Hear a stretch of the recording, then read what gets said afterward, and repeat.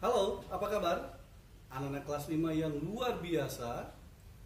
Semoga dan kami berharap kalian dalam keadaan sehat walafiat. Hari ini masih belajar bersama saya, Bapak Ujian Herman. Bapak akan menyampaikan lanjutan materi dari video sebelumnya, yaitu muatan IPS KD 3.3, yaitu tentang jenis usaha masyarakat Indonesia. Untuk itu, kalian persiapkan diri, siapkan buku tematiknya, alat tulis yang diperlukan, buku catatan jangan lupa. Dan sebelum pembelajaran dimulai, kalian silahkan berdoa dulu agar dalam pembelajaran ini dapat berjalan dengan lancar dari awal sampai akhir. Anak-anakku yang terkasih, Bapak akan menyampaikan dulu tujuan pembelajaran, yaitu siswa mampu menjelaskan jenis usaha yang dikelola perorangan dan kelompok. Anak-anakku yang terkasih, pernahkah kalian mengamati kegiatan ekonomi yang ada di sekitar lingkunganmu?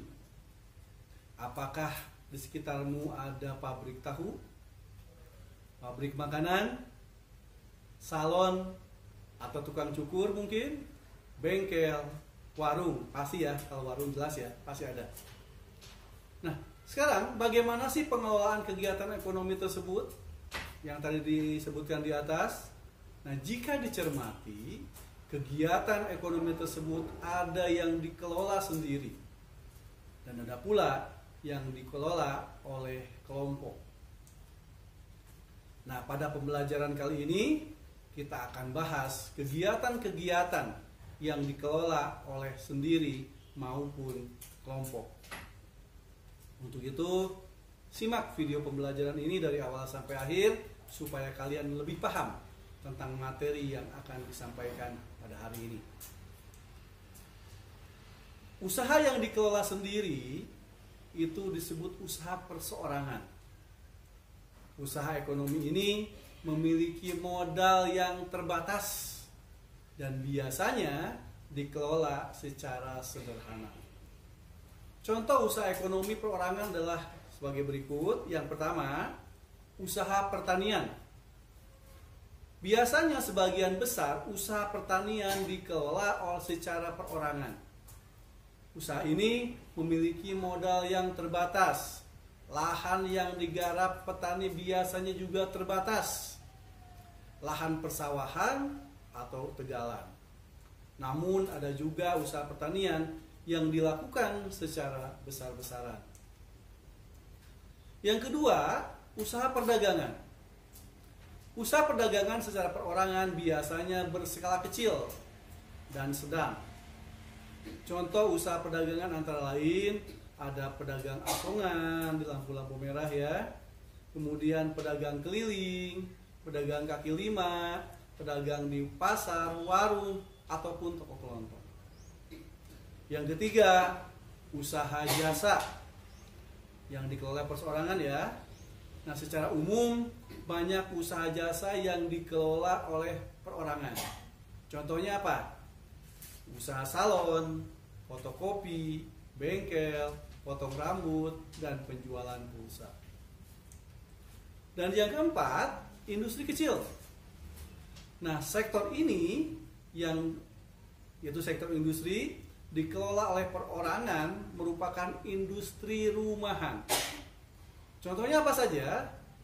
Yaitu contohnya contoh usaha kerajinan tangan berupa pembuatan keramik, souvenir, tembikar, anyaman, dan mebel. Nah, yang berikutnya Bapak akan jelaskan usaha ekonomi yang dikelola oleh kelompok. Tadi perseorangan sudah jelas ya. Nah, sekarang yang dikelola oleh kelompok. Yang pertama adalah badan usaha milik negara atau yang kita singkat dengan BUMN. Badan usaha milik negara ini atau perusahaan negara yaitu sebuah perusahaan yang seluruhnya atau sebagian besar modalnya dimiliki oleh negara. BUMN dapat berbentuk perusahaan umum atau perum dan perseroan terbatas atau persero. Nah, BUMN sendiri bergerak di bidang usaha yang bersifat strategis atau vital, misalnya bidang energi listrik dan telekomunikasi. Nah, di Indonesia terdapat badan usaha milik daerah selain BUMN, atau yang kita singkat dengan BUMD atau perusahaan daerah. Nah, BUMD ini merupakan perusahaan yang seluruh atau sebagian besar modalnya dimiliki oleh pemerintah daerah. Apa sih tujuan dari pendirian BUMD? Yang pertama, tujuannya adalah ikut melaksanakan pembangunan ekonomi di daerah dan pembangunan ekonomi nasional. Yang kedua, tujuannya adalah memenuhi kebutuhan rakyat dan menyediakan lapangan kerja untuk mewujudkan masyarakat adil dan makmur. Nah, itulah dua tujuan pendirian BUMD. Yang kedua, ada badan usaha milik swasta atau yang kita singkat BUMS. Nah, perusahaan ini seluruh sahamnya dimiliki oleh swasta. Ada beberapa macam BUMS sebagai berikut. Yang pertama, ada firma, ada persekutuan komanditer atau CV, atau perseroan terbatas atau kita singkat dengan PT. Nah, akan kita bahas satu persatu apa itu firma, CV, dan PT. Ya. Yang pertama adalah firma. Firma adalah usaha ekonomi bersama yang didirikan oleh sekurang-kurangnya dua sekutu. Pendiri firma biasanya orang-orang yang saling kenal satu dengan yang lain. Setiap anggota firma memiliki hak untuk bertindak atas nama firma. Anggota firma juga bertanggung jawab secara penuh atas resiko kerugian firma. Usaha berbentuk firma biasanya bergerak di bidang layanan konsultasi hukum dan keuangan. Nah, yang kedua, ada yang disebut persekutuan komanditer atau kita kenal dengan CV, ya. Nah, didirikan oleh sekurang-kurangnya dua orang yang menyetor modal.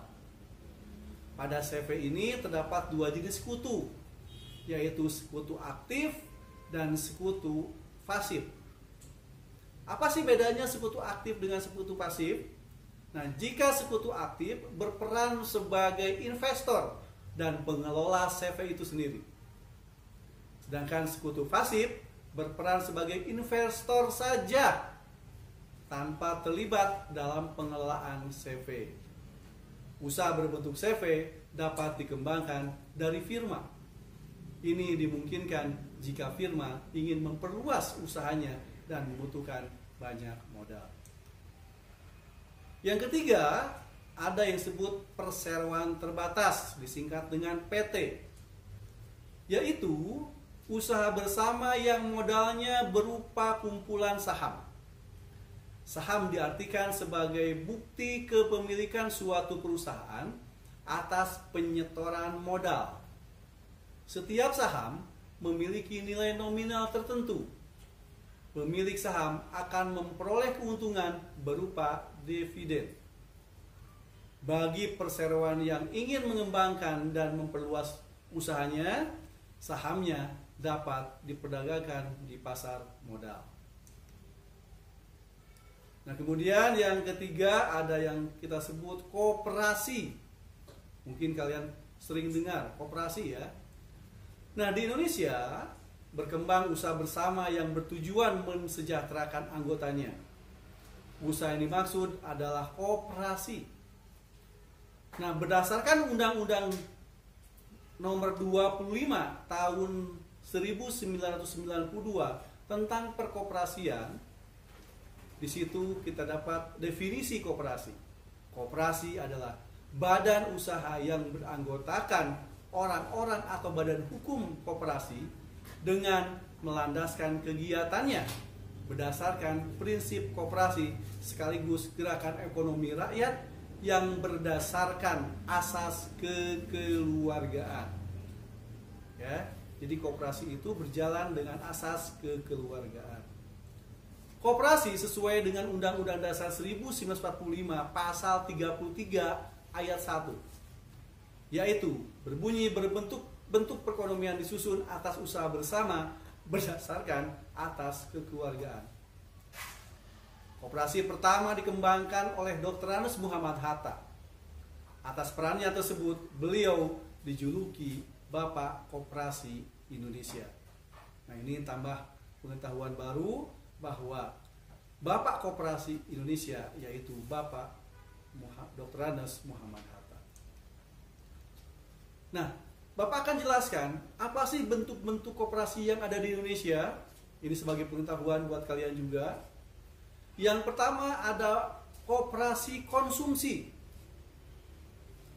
Nah, koperasi konsumsi adalah koperasi yang menyediakan barang-barang konsumsi untuk memenuhi kebutuhan sehari-hari. Contoh, misalkan beras, gula, minyak, sabun, peralatan rumah tangga, atau mungkin barang elektronik. Nah, tujuan koperasi ini adalah memenuhi kebutuhan konsumsi sehari-hari bagi anggota dengan harga dan mutu yang layak. Koperasi yang kedua yaitu koperasi simpan pinjam, yaitu koperasi yang menyediakan layanan simpan dan pinjam. Koperasi jenis ini menerima simpanan dari anggota, selanjutnya uang yang telah terkumpul bisa dipinjamkan kepada anggota yang lainnya.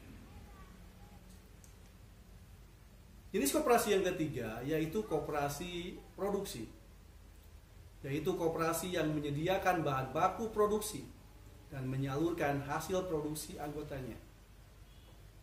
Koperasi ini beranggotakan para produsen atau pengusaha, misalnya pengusaha batik, tahu tempe, dan sapi perah. Dan yang keempat ada koperasi jasa, yaitu koperasi yang menyediakan layanan jasa tertentu bagi anggotanya. Contohnya koperasi angkutan. Yang kelima ada koperasi serba usaha, yaitu koperasi mengelola berbagai jenis usaha, misalnya penyediaan barang konsumsi, simpan pinjam, penyediaan bahan baku, dan penyaluran hasil produksi. Contoh koperasi ini adalah koperasi unit desa atau kita singkat dengan KUD. Demikianlah anakku yang terkasih, pembelajaran kali ini dapat bermanfaat buat kalian. Terima kasih atas perhatiannya. Mohon maaf apabila ada kekurangan dan kesalahan. Selamat belajar dan tetap semangat.